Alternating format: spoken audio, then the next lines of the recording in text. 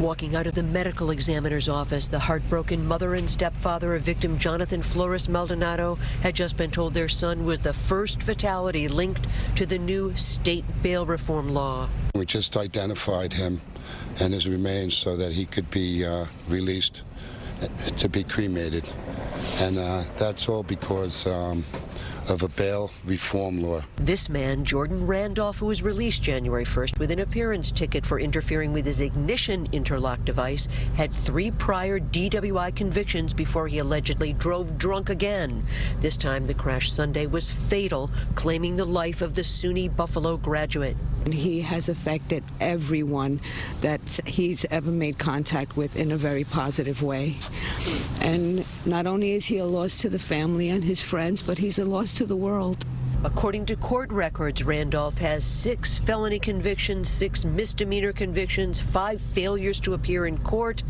Monday, the suspect was once again released on his own recognizance. So I'm asking Governor Cuomo, now's not the time to dig your heels in.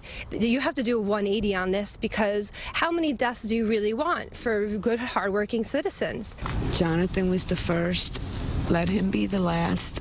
The family says criminal justice reform must begin by granting judges the power to consider public safety before releasing a suspect back onto the street. The felony complaint reads the defendant attempted to flee the scene on foot. After taking a few steps, the defendant fell to the ground where he was placed in custody. And it's time to say, hey, you know what, we made a mistake, now let's correct it before this tragedy happens to somebody else. Jonathan, a pre-med major, social advocate and environmentalist, had plans to work with Doctors Without Borders. He was saving for a ring, about to announce his engagement and plans to start a family. And that will never come to be because of one law that we let slip through the books. Suspect Jordan Randolph has several upcoming court dates. Jonathan's family will be there. From Hauppauge, Long Island, Jennifer McLogan, CBS 2 News.